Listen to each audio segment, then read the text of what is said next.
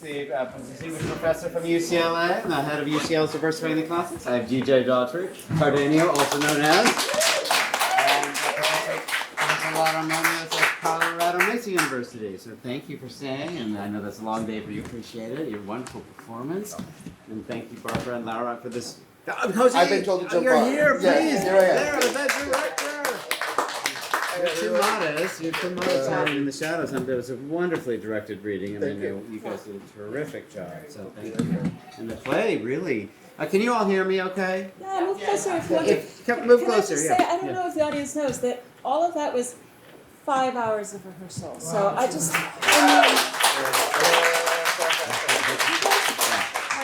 I mean, it's just incredible. So for us, it's hugely gratifying because, at some level, it's that you can pick up the text and run with it. But it's also that everything is like suddenly in 3D, and the humor that you find in it, and anyway, it's just beyond marvelous. So it's very exciting. It is, and I didn't say beforehand, but for those of you, I know there's folks listening online as well. I have my phone with me. If you put a question in, wherever you put a question in, wherever you're watching this, you should be able to get a message to me, and I can even answer it online. But also, this is the first time this translation has ever been heard. It's a world premiere.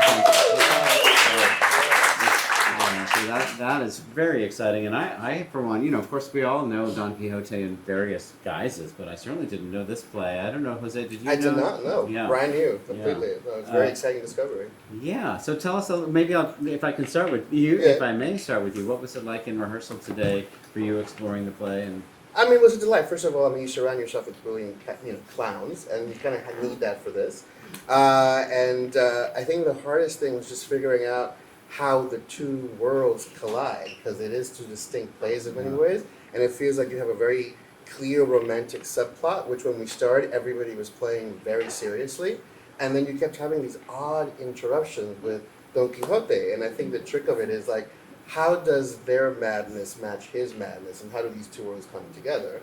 And so, that's really what we were discovering throughout as we were doing it. And I think they just ratchet it up to 11. I mean, you give them a little permission to go, it's like, no, this has to be a little melodramatic, because everybody's emotions have to be at 12 in order for it to really click. And then what happened in the reading was just sort of lovely, improvisation and energy, and it's sort of, the text allows it. The text really sort of allows you to go to this really special place, which makes the moments of philosophy or for the philosophical language just much more lovely and beautiful and resonant. So it was a really lovely process to discover that. yeah. Was this your first encounter with this? This was The story, the play, not the Don Quixote story, but This was, and to your point, that's exactly what it felt like the idea of having the freedom to play more. Actually, I felt grounded Don Quixote's story and connected our plots better, because we were like, oh, we can actually go out there and be the trope of the romantic star-crossed lover, which allowed him to be like, oh no, that's what I'm going to copy because of what he's going through in his subplot. Right. No, he grounds it really well.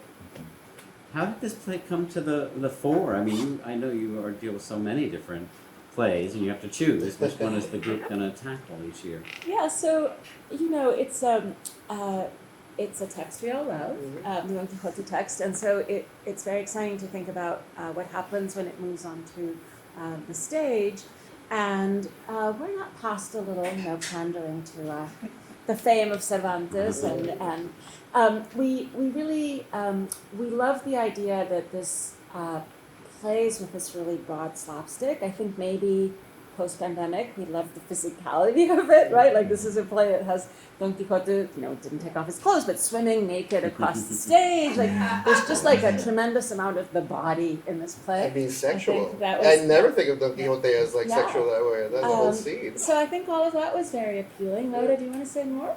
Yeah, actually, this is the playwright Guillén de Castro is my research area, and I had been working on the play in terms of the adaptation process that the original text had to go through to become this play. And when we had the seminar last week, somebody asked kind of what was the closeness, and this play was produced probably for the first time very soon after the novel was published. It was immensely popular, and very immediately Don Quixote started appearing in performances as sort of a clown figure, and I think Guillén de Castro saw the potential for a really successful play, aka money. And as we all know, franchising is a really lucrative thing to do with known IP, if you want to put it in modern terms. And so he very smartly jumped on that, and he knew Cervantes. They were friendly from what we can tell in terms of their exchanges through letters and poetry. And so I think he saw the potential there, and he really ran with it. And it's a really smartly adapted play. He takes about 13 chapters and condenses them into one play, and that fits the standard model of the comedia. So in that sense, I was really excited by it, and I had been pitching it for a couple of years before Barbara finally was won over. With the help of one of our collaborators, Rhonda, we really kind of championed this one through. I think it was the right time for it. I'm glad you did. I think so as well. What questions do we have from the audience? Yes, Tanya. Is that Tanya? Yeah. I have a question about the length of the play. It was so fast. Is this the full play, or was it cut? And if it was cut, was this a cut that was made by the translators or by the director? I'm curious. I know that usually the plays from this period, there's a lot of cutting to sort of make it a quick movie, even this one's so quick. I was curious about the scale. We translate everything. We don't cut anything. We hand it off to the director fully kind of translated, because we want to give directors and actors the space to play and create their own world within the world. And so when we handed it off to to Nathan, and Nathan said that he did some cuts, but not for time. The cuts were for characters. Yeah. There were, I think, about like 6 characters that were cut, like little small bits. Yeah. Like really lotsy. The barber. So the barber, like things that, like, a random squire. Yeah. So there's just a lot more activity on that stage, but it's not a very long play that way. Well, Yeah. I was really struck today in rehearsal by how you started at speed Mhm. Yeah. and it just kept going, Yeah. because that, I think it needs to go at Yeah. that speed, Absolutely. and because it is just, a lot of tomfoolery, and so Yeah. there's a something that happens when it gets that quick delivery. So I'm glad it felt short. Yeah. That's a sign again that it's moving the way it should. Yeah. I think all credit to director and actors on that one. Yeah. Well, then the And text and the works. translation. Yeah. I mean, no, it flows so well. I mean, that's the beauty of it. How Yes. long did the translation process take? So it usually takes us about a year. We divide the text in sections, and small groups workshop it, and then they bring it to the larger workshop, and we sit around and we argue about words and phrases and jokes, especially jokes, until the joke lands, and then everyone knows that that's the joke. And then we do table reads, and we do a heavy editing process. But this is actually a critical part of our process, because before we finalize the translation, we need to see if it works. So you guys are all our collaborators in the translation process, because we really, we imagine ourselves translating primarily for performance. And so we need to see if there's a line that is unsayable, if there's a joke that doesn't work, if there's something that's so opaque. That, today there was some business with, thinking about we're not fully acting it, so we might need a stage direction here. All of that really gets worked out in performance. And then we put them up on our website and we publish them. And when you say that you divided it into sections to translate, are the sections divided according to characters or just number of lines? No, because we're really all trying to learn to do all the voices. Yeah. And so it's a group of about 12 or 15 translators and, newbies and people who've been doing it for several years, like Laura. And we all sort of try our hand at it. Yeah. We try to pair a native speaker of Spanish with a native speaker of English, although that isn't always the case, just so that you're getting the full clarity of the text on both ends. But since no one is a native speaker of 17th century Spanish, We're finding that's that a little together. trickier. And it's a, Maybe Javier. Maybe come in. I will add, it's a great service, really, and I'm so, Barbara reached out to me 5 years ago or so and said, hey, you do these readings, would you like to know about what we do at Diversifying the Classics? And they really promote the production of these plays, and they try to get them, and you can speak better to the mission, but to get them into the bloodstream of producing organizations in the English-speaking world, so that we can get to know these plays that otherwise we don't know, because I, as a practitioner of Elizabethan and Jacobean drama, I know a few Spanish Golden Age plays, but we know Life's a Dream, and we know dog in the Went manger. over, It went right. over him. Yeah, yeah. But here, what a wonderful rediscovery of something. And I think, as I understand it from Rafael Repertorio, that it's not very well known in the Spanish-speaking contemporary theater either. And there are so many plays to discover, and so you can go tell all your theater maker friends. We always point out, if you're working in translation, the language is much more proximate, right? You don't need to go do, a translation of Shakespeare. You can go translate plays from other traditions, and then the language is immediately more available to actors and to audiences. That's number one. Number two, the roles for women, right, that are written in a tradition where there are actresses, where there are female playwrights, where there are women running companies. And so, just the kind of agency in those female roles is, I think, also a really exciting thing to bring to companies today. It's a really fun part of this play, too. I mean, both in the whole way the play is framed. And other questions from the audience? From the, wait, up in the balcony. So, just to clarify, did Guillén the Castro, did he write this as a combination of two plays, or did you translate this as a part of two different plays? Like, what was the process? Is this a single play, or was Guillén de Castro's play a single play? Is that the question? You were saying it was a combination of two plays, right? No, so we were just speaking about the way in which it brings together these two very different plots, but it's one play, and he's very much playing with that sense of the tension between the two stories that he's telling. Yeah. Yes, yes, sorry, go ahead. No? Was there a favorite phrase or saying or like in the translation process that you felt most excited or proud of in terms of being able to convey? Because I know, sometimes things don't translate directly, but you can make like a new pun or a new thing that really still feels similar. Was there just something you were particularly excited about? Or? Any joke you laughed at tonight? I would say that's great. really what we work on the most, because that's the hardest thing to get across. That joke about being a little horse. Oh. And not just the words worked, but the acting. That, I think that got the biggest laugh of the night for good reason. I really loved I don't like you and I'm gonna tell you to your face. Yeah. Like that felt very much like right here. It's so direct. Yeah. We have a question, yes. So I have a small question and then a comment. Small question is play after part one or after part two? Like in 16, 17, 16? After part one. After part one. Yeah. What I thought. What I wanted to say is it's so brilliant the way the two stories intersect, and as it is also in Don Quixote, obviously. But the Cardenio mad in the mountain scene is just so great because you're in this world where Don Quixote everyone is thinking he's crazy, and then this madman who's even more mad than he shows up, and then he has this whole new idea for imitation. And I thought that the acting, your acting, and the way that you intersected that Don Quixote learns from you, it was just so great. And I guess trying to, my memory of these scenes is that I think this was condensed, and that made it even funnier and more powerful about this mimetic quality.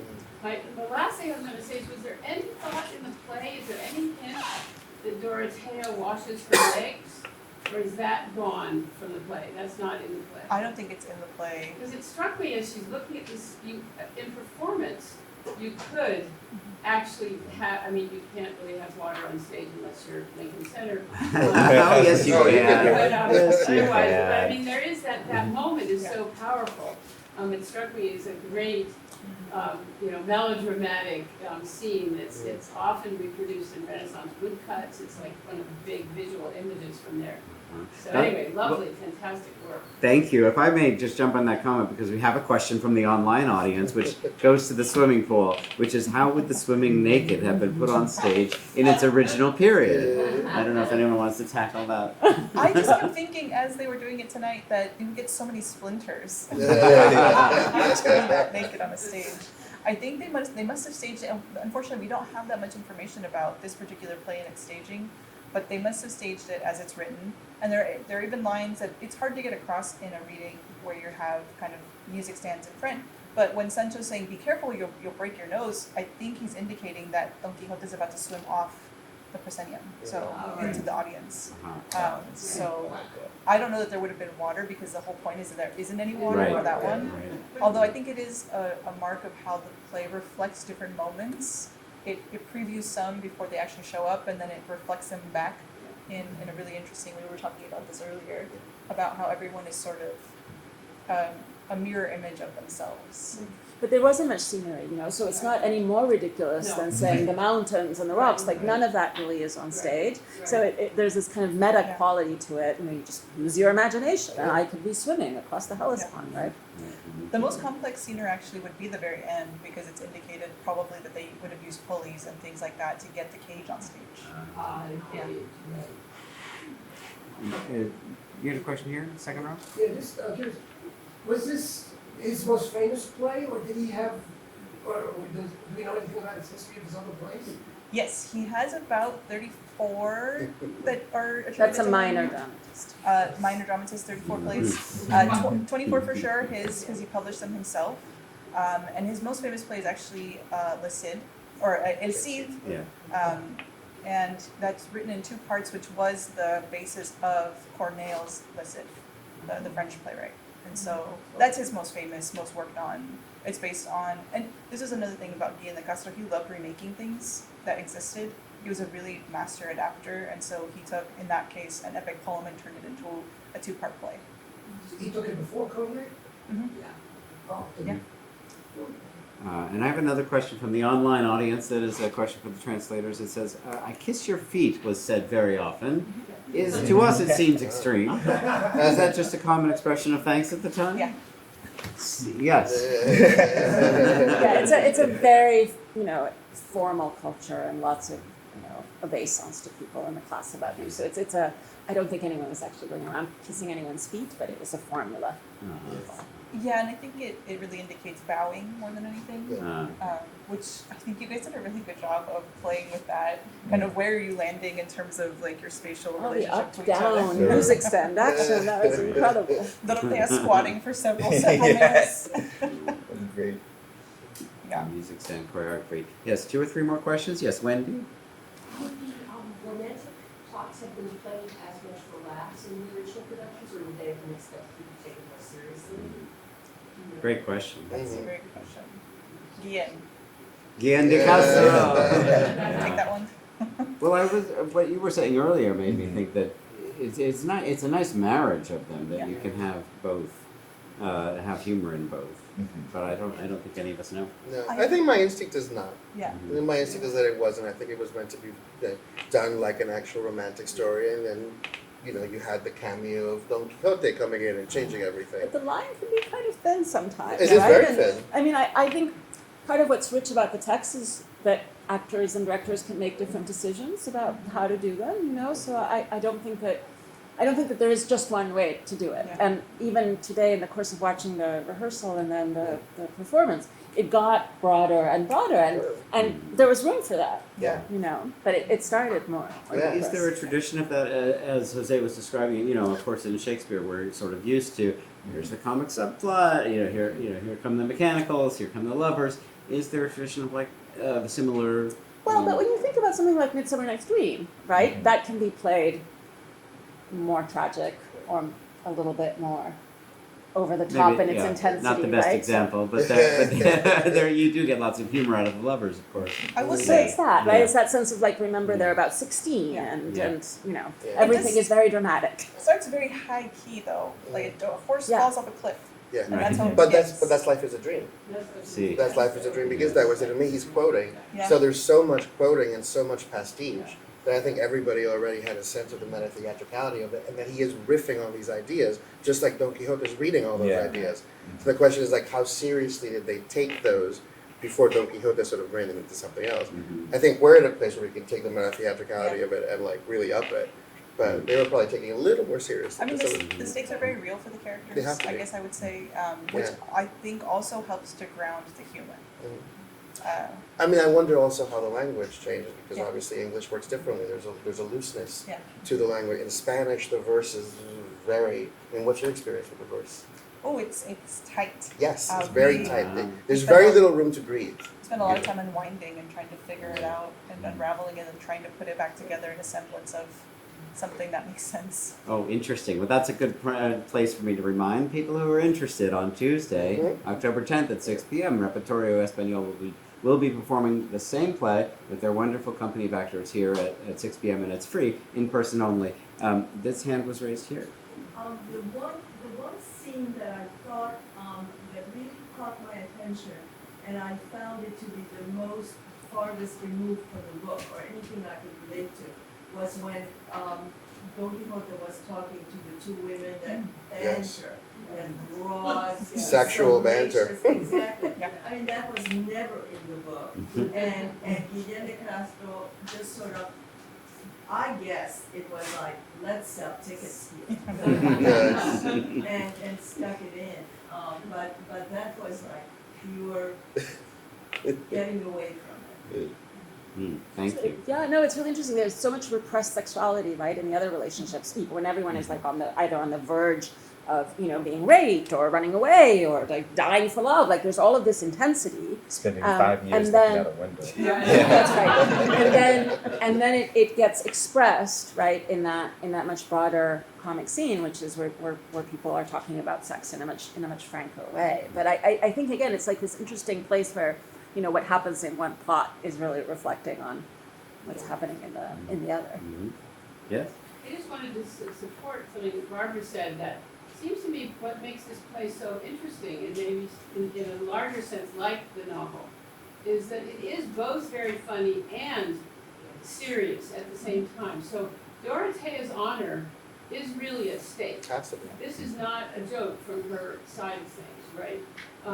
So it seems to me that it's really rich, precisely because it really, I believe it must have also been funny in its contemporary moment, but it has to also have had this other set of feelings. So of course you're right that it could be done in many, many different ways, but I feel like that's what makes it really interesting, that it has this doubleness, and it's getting both things, and it's partly the mixture of plots. I mean, always with this, Also- sorry. Sorry, go ahead. No, to be always the codes of behavior, the rules of engagement, like within the court, are something like when you start like rehearsing this kind of material, you really have to be careful about, because it does create the universe. It creates the stakes. Yeah. Obviously, in a 5-hour rehearsal process, you can't really do that, so you're kind of winging it a little bit. But I think in production, that becomes very serious. And I think the second time you were reading it through, it struck me for the first time, even after having read this play dozens of times before today, that we see Don Quixote kind of upholding this very, now to us, silly, outdated kind of code for engaging with the world. And then you also see Cardenio doing the same thing in his own way, right? He's upholding this idea of nobility that's harming himself and the woman he loves. And so then that becomes a whole other question of maybe the things that we're doing to obtain or to maintain this hierarchy are just as silly as the chivalric codes that Quixote is engaging with. Okay, we have time for 2 questions left, and one of them's coming from up there. But first, I have an online question. Sorry, but as you brought up a couple of things, this is a good time for this one. Do you think that this play might have been a link between Cervantes and Shakespeare's lost Cordelia play? Oh my God. The question we're all waiting for. Cardenio play. So this play could have been the link. What's interesting is that the lost play, whoever it's by, takes up the same story in Don Quixote. So Don Quixote is a collection of stories. There's a million different episodes, and it's very interesting that play picks up on the same plot within Don Quixote. It's also, sort of ripe with potential, right? It's not just a love triangle, it's this love quadrangle, right? There's so much going on. The class issues are really fascinating, something that Cervantes is interested in, and the playwrights also. So yes. Yeah. Mhm. And Guillén de Castro was actually adapted by Beaumont and Fletcher in another play. What play? La Fuerza de la Costumbre, which translated as The Force of Habit, and was translated, or is adapted into Love's Cure. Love's Cure. Oh. Yeah. Come see it at Red Bull in a season to Yeah, come. right. Love's Cure. Yes, up here. Thank you. So, considering you only had 5 hours of rehearsal, can you shed some light on the the casting and how you actually selected, aligned the actual cast with roles? Oh, that's not me. Nathan, are you here? Is Nathan Nathan's here? hiding. Nathan, come on up and answer this last question and speak to the casting of. Nathan have is a the genius casting Associate director. Artistic Director of Red Bull. He will is tell you the this process. Casting director for the reading series as well. There's nothing that complicated about it. Jesse's built a theater company here, thanks to all of you coming to see it. That means that when we call up people as brilliant as DJ, they say yes. So my job is to know brilliant people, and then they say yes. So that's very easy. But yeah, that's about. And then we edit the script a little bit to make sure there aren't very many small roles and are doubled in a way that you can get good actors to have interesting tracks in a way that's might get one actor that wouldn't have done it without such a doubling, and some tricks like that to try to encourage great casts. But they love doing this and they love exploring these types of plays, and it's wonderful. So I mean, it's a gift to have, right? You know, people who can do this material that quickly because everybody now has a shorthand. Yeah. So like, you have the pool, and people keep getting added to it. Yeah. So it's always like really, really well cast. So Yes. thank you. Yeah. Wow. Thank you all again for being here tonight, in person and online. And tell your friends. Well, next year maybe we'll do a production of Guillén de Castro's, Don Quixote. All right. Good night, everybody. Thanks for coming.